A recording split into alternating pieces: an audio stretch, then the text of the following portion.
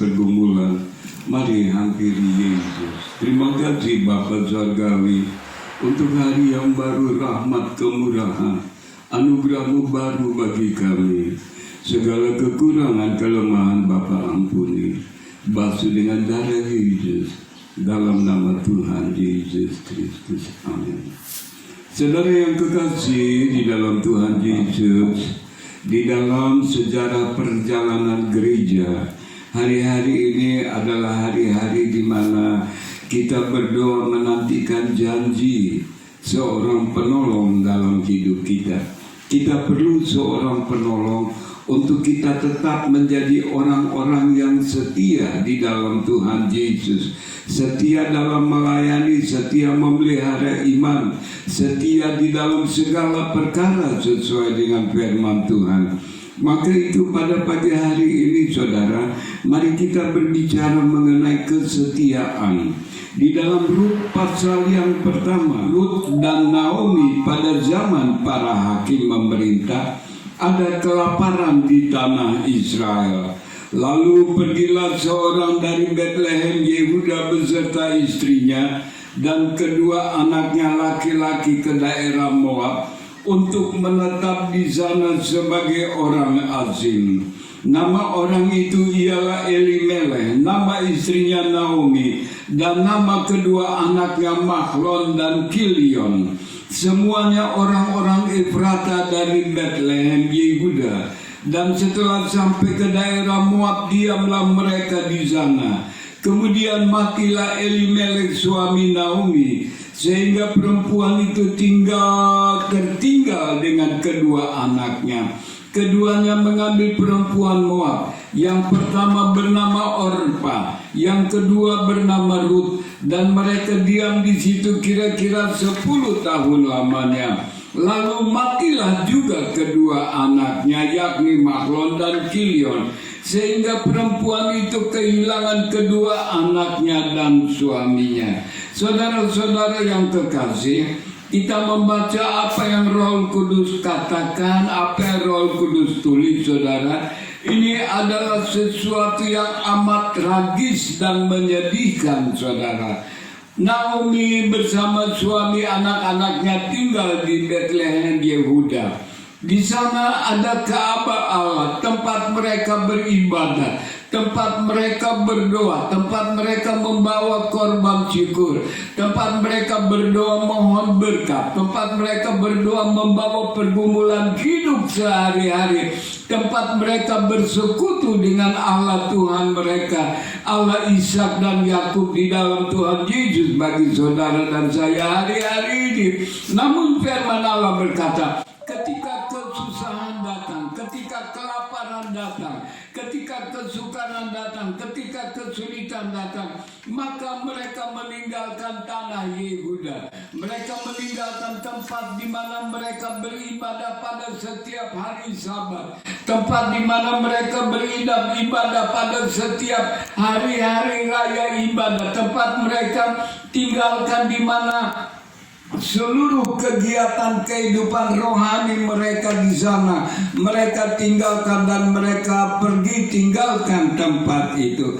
Nah, saudara yang kekasih, apa yang terjadi? Mereka adalah orang kaya. Mereka pergi berdagang ke sana, saudara, berlimpah-limpah, saudara. Namun firman Allah berkata, saudara dan saya dengar dan baca, maka matilah suaminya, matilah anaknya yang pertama, matilah anaknya yang kedua. Semuanya mati, semuanya, saudara. Tinggal ia seorang diri. Lalu dalam kemalangannya dia mendengar bahwa sekarang Tuhan sedang melawat umatnya. Ada kelimpahan di tanah Yehuda.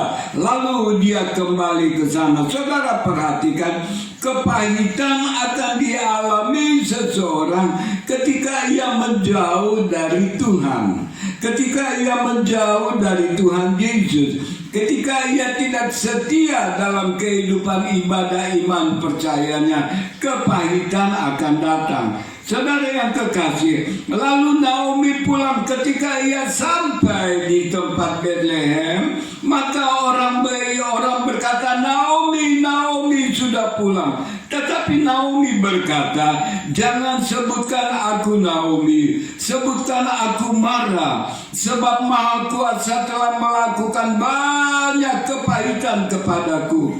Dengan tangan yang penuh aku pergi, tetapi dengan tangan yang kosong Tuhan memulangkan aku. Mengapa kamu menyebut aku Naomi? Karena Tuhan telah naik saksi menentang aku, dan Yang Maha Kuasa telah mendatangkan malapetaka kepadaku.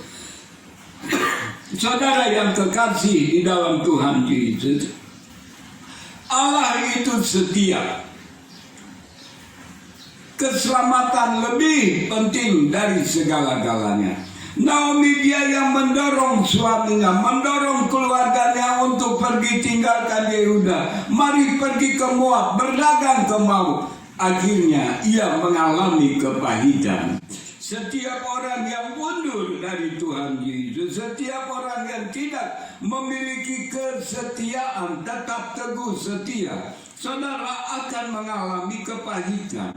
Bukankah firman Allah berkata dalam Ibrani pasal 3 ayat 6? Tetapi Kristus setia sebagai anak yang mengepalai rumahnya, dan rumahnya ialah kita. Jika kita sampai kepada akhirnya teguh berpegang kepada kepercayaan dan pengharapan yang kita megahkan. Saudara yang kekasih di dalam Tuhan Yesus, apapun yang kita alami, Tuhan Yesus setia. Tuhan Yesus setia. Bagi Tuhan Yesus tidak ada yang mustahil. Lazarus membusuk 3-4 hari dalam kubur, dengan firman-Nya Lazarus bangkit. Orang sakit lumpuh tuli buta, dengan firman-Nya disembuhkan.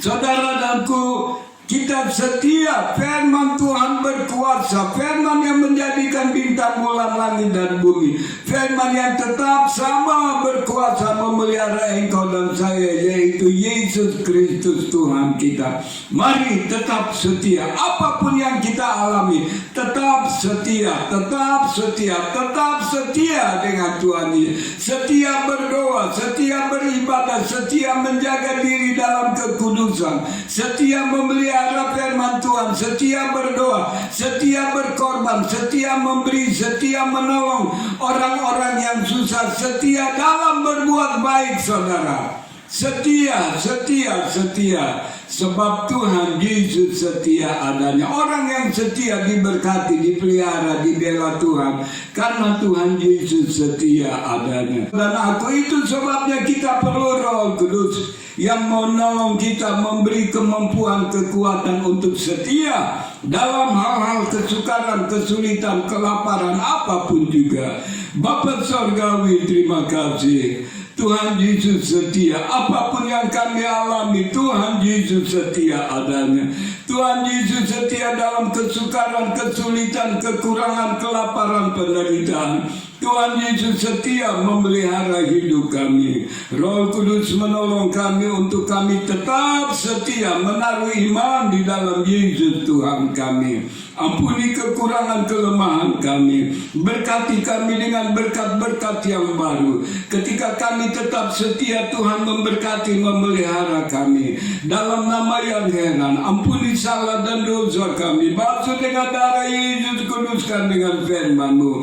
Keberkatan kiranya damai sejahtera Allah bagi kami sekalian. Di dalam nama Tuhan Yesus Kristus. Amin. Shalom, selamat pagi, selamat beraktivitas.